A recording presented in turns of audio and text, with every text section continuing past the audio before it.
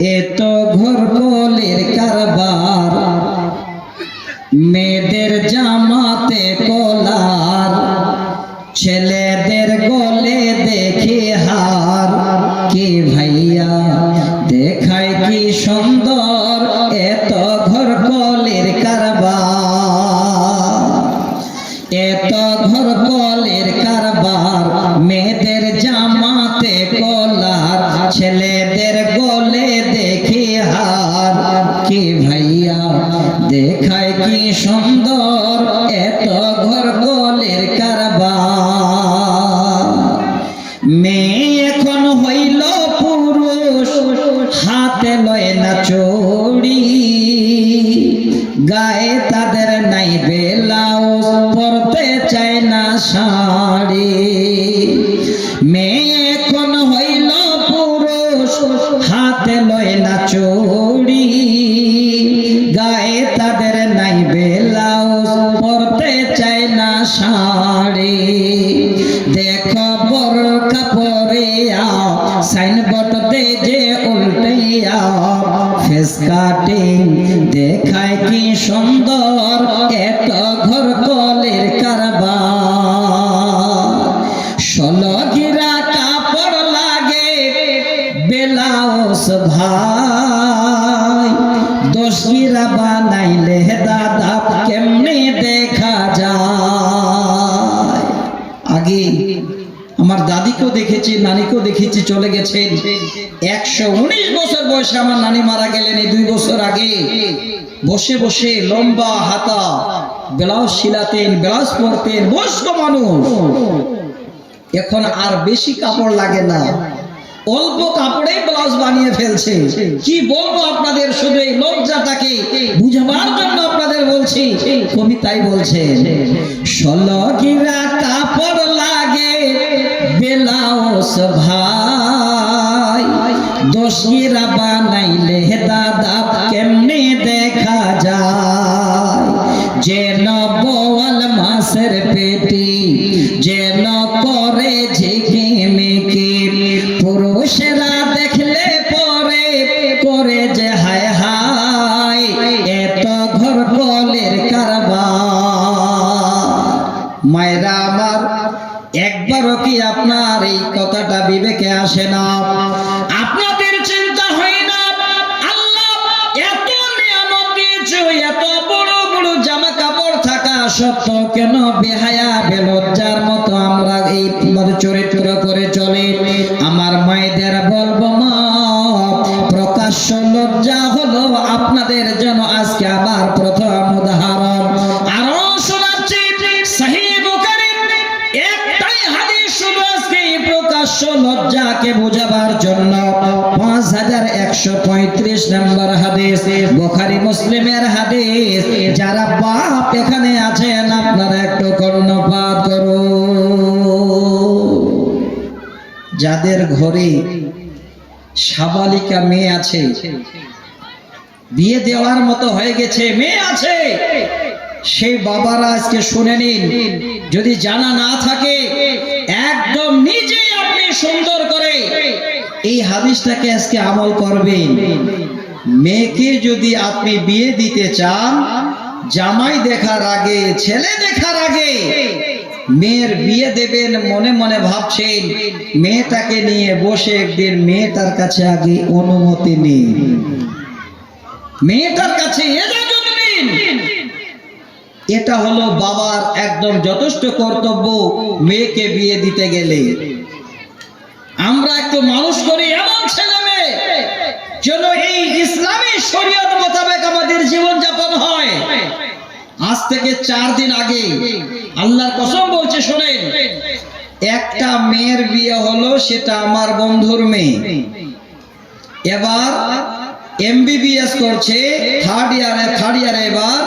আজকে আবার কলকাতায় যাচ্ছে, সবেমাত্র বিয়ে হলো। ভালো করে শুনবেন, আমি কেন বলছি আপনাদের, আমার মায়েরা শুনেন। মেয়েটা MBBS করছে আপনার ডায়মন্ড হারবার, ওই যে আপনার মেডিকেল কলেজে। কোন ছেলে এখন পর্যন্ত তার পুরো মুখমণ্ডল দেখতে পাইনি। বাবা নিজেই রাখতে যায়, আসার টাইমে আবার বাবাকে যেতে হয় আনার জন্য, কারোর সঙ্গে আসে না। ওই মেয়েটার বিয়ে হলো একটা ছেলের সঙ্গে। তো আমার মেয়ের বাবা বন্ধু বলছে, ভাই ছেলে দেখতে যেতে হবে, ছেলের খোঁজ পেয়েছে একটা। কোথায় বলো? অমুক জায়গায়। যখনই বলেছে আমি বললাম ওইটাও আমার বন্ধুর ছেলে। এত বড় দাড়ি, আলহামদুলিল্লাহ, সুন্নতি দাড়ি, আর সরকারিতে পিএইচডি করছে গৌহাটিতে। আজকে দুপুর বেলায় পৌঁছে গেছে ছেলেটা, একদম রানিং বিয়ে, 2-4 দিনের কথা বলছি। এবার ওই ছেলেটার সঙ্গে মেয়েটার বিয়ে হলো। আহ, কি সুন্দর শরীয়তি বিয়ে, এমনিতে কোনো কথাবার্তা নেই। মেয়েটা বাবাকে বাবা বিয়ে দেবে তা তো বাবা বলেছে।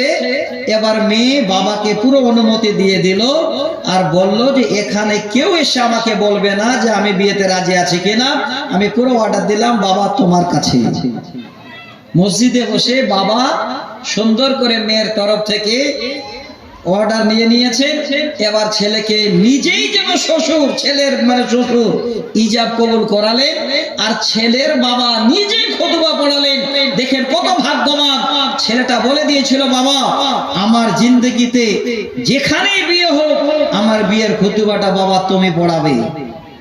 আমাকে দিচ্ছিল বলে আমার বন্ধুর কাছে চাইছিলাম যে আজকে ভাই বন্ধুর কাছে বিয়েটা পড়িয়ে নেব, কিন্তু ছেলেটার আমার আবেদনটা পূরণ করার জন্য আমি পড়াচ্ছি।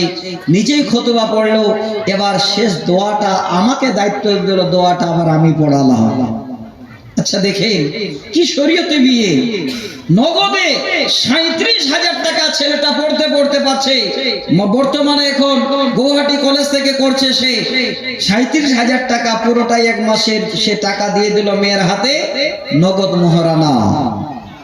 কি শরীয়তে বিয়ে দেখেন, আল্লাহু আকবার। আমি বলছি বাবা যারা আছেন, আপনার মেয়েকে যদি বিয়ে দেন, ছেলে দেখার আগে, জামাই খোঁজার আগে মেয়েটার কাছে আগে অনুমতি নিন। এবার বলবেন মৌলানা মেয়েটার অনুমতি কেমন? মেয়েটা কি করে অনুমতি দেবে আমাকে? আর বর্তমান তো এরকম নয় যে মা তোমাকে বিয়ে দিতে যাচ্ছে, বলো তুমি রাজি আছো কিনা। আর মেয়ে তো সঙ্গে বলতে পারে না, ছেলে দেখো আমি বিয়ে করার জন্য তৈরি আছি। বলবে? বলবে না। হাদিসটা শুনে নবীজি বলেন, ওয়ালা তুনকাহুল বিকরু হাত্তা তুস্তাজানা। হে পৃথিবীর মানুষ, তোমরা তোমাদের মেয়েদের বিয়ে দিও না হাত্তা তুস্তাজানা, যতক্ষণ পর্যন্ত ওই মেয়েটার কাছে বিয়ের আগে অনুমতি না নাও। সহিহ বুখারী মুসলিমের হাদিস, 5135 নম্বর হাদিস। আমি আপনাদের এই জন্য একদম দলিল দিচ্ছি। আল্লাহ রাসূলকে জিজ্ঞাসা করছেন, ইয়া রাসূলুল্লাহ এই মেয়েটাকে আমরা বিয়ে দেব না ইজাজত ছাড়া, তো মেয়েটার ইজাজত কেমন নবী গো আমরা তো জানি না। মেয়েটা কি করে আমরা জানবো যে মেয়েটা বিয়েতে রাজি আছে? নবীজি বলেন, ওই মেয়েটাকে যখন বিয়ের কথা বলবে হাত্তা তুস্তাজানা, আল্লাহ রাসূল বলেন সেই মেয়েটি বিয়ের কথা শুনলে যেন একটু মুস্কি মেরে হেসে লজ্জায় মাথা নিচু করে নেবে, আর কোনো কথা বলবে না। নবী বলেন, উম্মত এই মেয়েটার লজ্জা দেখো প্রকাশ্যে, আর বিয়ের কথা কাউকে বলতে পারে না। বিয়ের কথা শুনে একটু হেসে থেমে গেল, লজ্জায় মাথা নিচু করে নিল। এই মেয়েটার লজ্জা করে চুপ থাকাটাই হলো মেয়েটার বিয়ের অনুমতি। বাবা যদি বলতে না পারে, তখন আপনারা আমরা কি করি? কি যে বলেন আপনারা জানি না, আমরা বলি ঘটক। বিয়ে যে লাগাইবো ঘটক না, কি বলেন আপনারা? ঘটক, আইবারি, আগোয়া, যেটাই বলেন। এবার ওই মেয়েটাকে দেখবেন কারো দাদি বা নানি বা বাড়িতে ভানি যারা আছে তাদেরকে দিয়ে বলে, যাও তো বলো তো মেয়েটাকে একটু, আয়েশাকে বা আমিনাকে বলো বিয়ে দিতে যাচ্ছে, রাজি আছে কিনা। দেখবেন তার ভাবি ঘরে নিয়ে গিয়ে যদি বলে, বোন রে তোমার ছেলে দেখতে চাচ্ছে, বলো তো বোন তুমি বিয়েতে রাজি আছো কিনা। সেখানেও দেখবেন একদম ফ্রি মাইন্ডে কথা বলবে না, মুস্কি মেরে হেসে মাথা নিচু করে নেবে, শুনতে চাইবে তো হাসবে আর মাথা নিচু করে নেবে। আল্লাহ রাসূল বলছেন হাত্তা তুস্তাজানা, যখনই আন্তাস্ততা, যখনই মেয়েটা দেখবেন যে লজ্জায় চুপ হয়ে আছে আর কথা বলে না, এটাই হলো মেয়েটার ইজাজত, এটাই হলো মেয়েটার অনুমতি। তো বাপ আমার, ভাই আমার, এটাকে বলে প্রকাশ্য লজ্জা। ওই মেয়েটা যেন বিয়ের সম্বন্ধে কাউকে কিছু বলতে পারে না, মাথা নিচু করে নেই। তাহলে এক প্রকার হলো লজ্জার, একটা প্রকার আপনাদের জানালাম ছোট করে, আরো উদাহরণ দিলে খুশি হতেন কিন্তু যাচ্ছি না। এবার 2 নম্বর প্রকার শুনবেন ভালো করে, সেটা হলো ঈমানি হায়া, ঈমানি লজ্জা। ঈমানি লজ্জা কেমন? সাপোজ একটা উদাহরণ দিচ্ছি, কোন একটা কাজ করতে যাচ্ছেন, যে কাজটা অন্যায়, সে কাজ থেকে বাঁচা। উদাহরণটা দিই, জালসা শেষ হয়ে গেল, এবার বাড়ি যাচ্ছেন তো দেখছেন যে রাস্তার ধারে নতুন একটা সাইকেল কেউ দাঁড় করে রেখে দিয়েছে, কোনো লোকজন নেই। আপনি ভাবছেন চারিদিকে দেখে সুযোগ একটাই, এখানে তো কোনো লোক নেই আর সাইকেলটাও এখানে দাঁড় করানো আছে। চারিদিকে দেখে এবার সাইকেলটা হাত দিয়ে ভাবছেন নিয়ে যেতে পারলেই কাজ হয়ে গেল। ওই মুহূর্তে এবার সাইকেলটাতে হাত দিতে যাচ্ছে, হঠাৎ করে আপনার ঈমান বাধা দিচ্ছে। কিসের? ওরে মন, এখানে সাইকেলের মালিক নাই, দেখতে পাই না, কোন মানুষজন নাই, দেখতে পাই না, তবে যিনি পৃথিবীর সৃষ্টি করেছেন, রাত দিনে ঘুমান না, যিনি আমাকে বানিয়েছেন, আমাকে চলার জন্য শক্তি দিয়েছেন, তিনি আমার রাত, তিনি আল্লাহ, তিনি কোনোদিন ঘুমান না।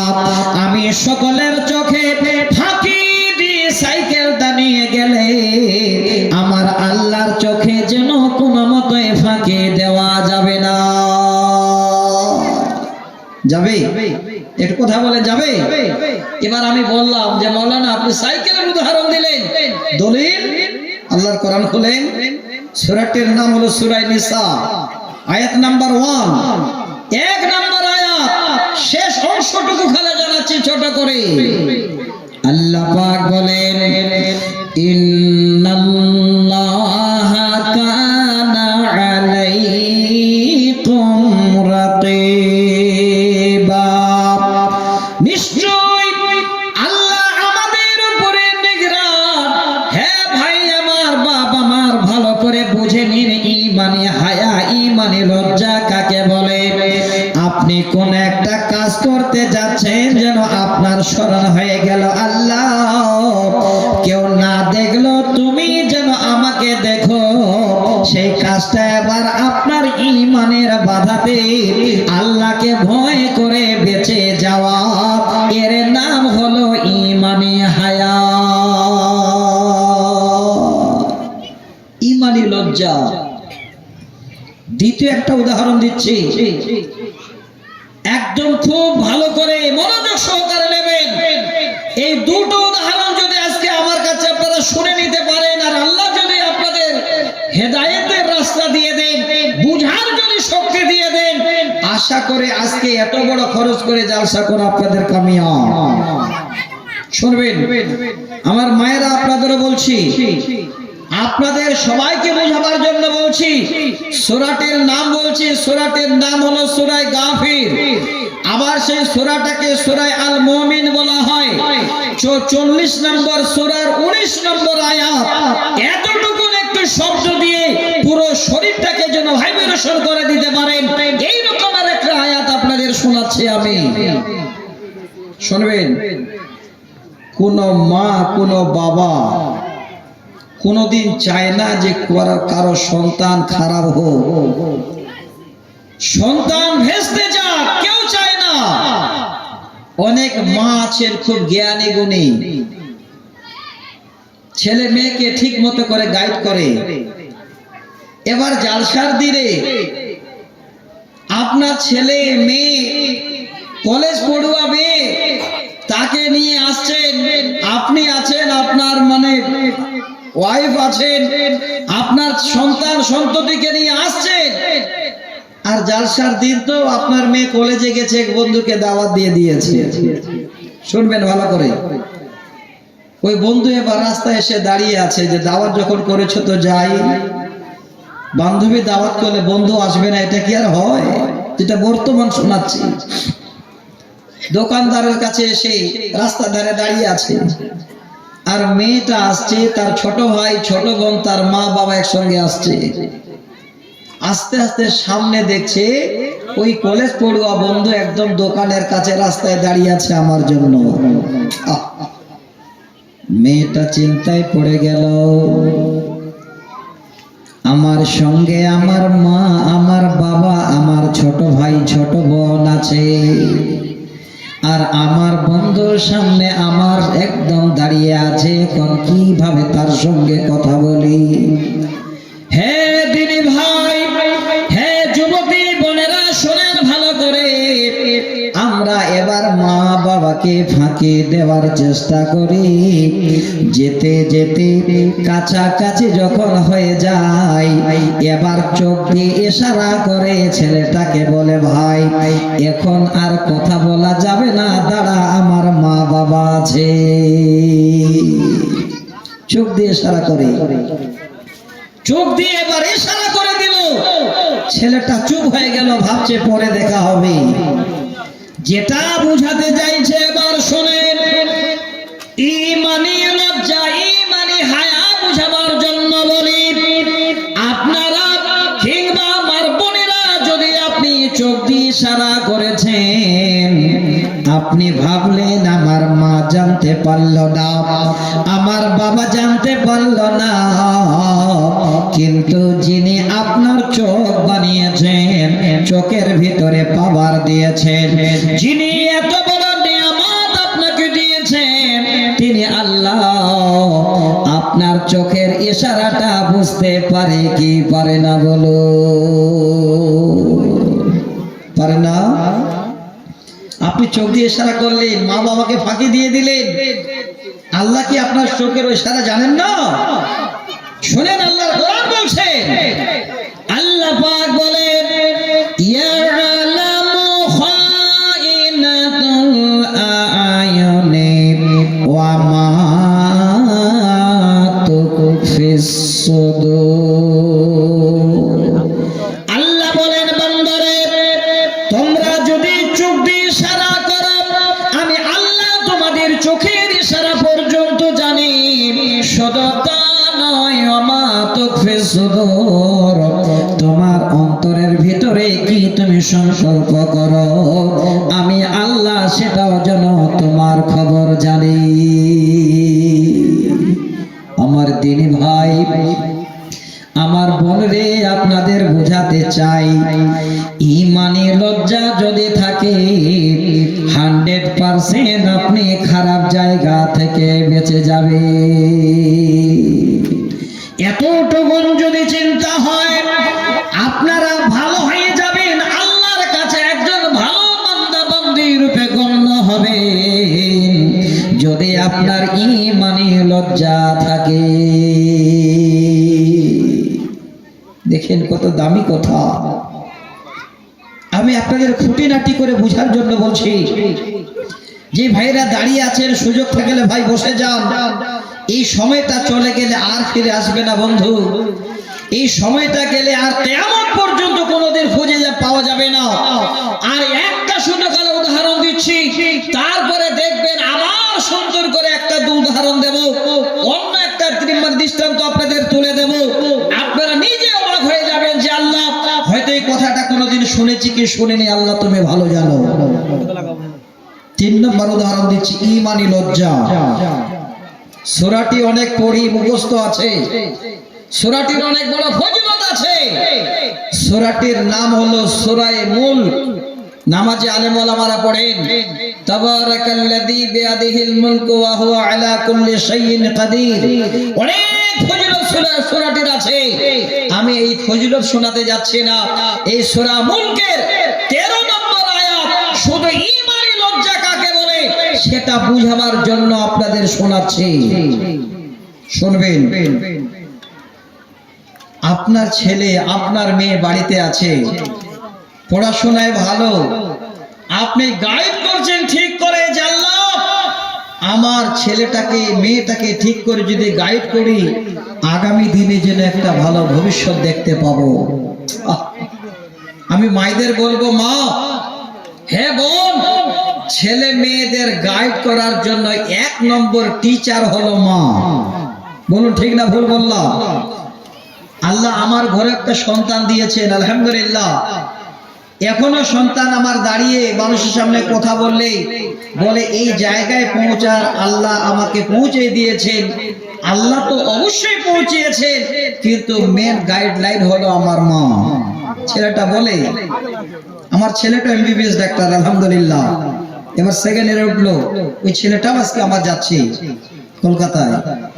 তো শুধু তার মা যদি অসুস্থ হতো, আমার ছেলের মার কথা বলছি, জ্বর যদি হতো, তারপরেও 11টা পর্যন্ত বসে নিয়ে তাদের পড়াতো। আমার আল্লাহ একটা মেয়ে দিয়েছেন, এই 2 তারিখে মাধ্যমিক পরীক্ষা, আলামিন মিশনে আছে। একটু সত্যিতেই ভালো লাগছে এই জন্য যে আপনারা নিজের একটু তৈরি হন, আমার মা একটু গাইড করেন, দেখবেন আপনার যদি ঈমানে লজ্জা থাকে আপনার ছেলে মেয়ে একটা ভালো পজিশন পেয়ে যাবে। অনেকটাই মা বাবার উপরে আবার ডিপেন্ড করে এই বাচ্চাদের ভবিষ্যৎ। অনেক বাবা আছেন, লিখে দেন ভালো করে, আপনি যত পাপ করেন, যত অন্যায় করেন, দেখবেন হয়তো আল্লাহ নারাজ হয়ে আপনার পাপের এই ফল সন্তানকে ভোগ করতে হয়। আমি বলছি বন্ধু, হে বাপ, হে ভাই, আজকে আপনারা যারা বসে আছেন আমার মায়েরা, এই আয়াতটাকে শোনাচ্ছি, আবারও বলছি আয়াতটা কত দামি। আজকে ঈমানি লজ্জা আমাদের নেই বলে একটু খালি মনে রাখবেন, জীবনে কাজ দেবে। যেটা বুঝাতে চাচ্ছিলাম, মা গাইড করছে 11টা পর্যন্ত, তারপরে বলছে মা বেটিকে বলছে কিংবা ছেলেকে বলছে বাবা 11টায় ঘুমিয়ে যাও, আমার ফজরের আজান হবে, ফজরের সালাত আদায় করে আবার পড়াশোনা শুরু করবে।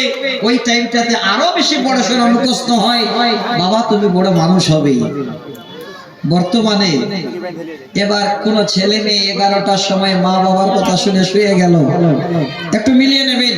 টাইম আছে কি? আছে তো? আচ্ছা ঠিক আছে, থাকলে বলেন, আমি ঠিক জায়গাটাতে একটু আগিয়ে যাই।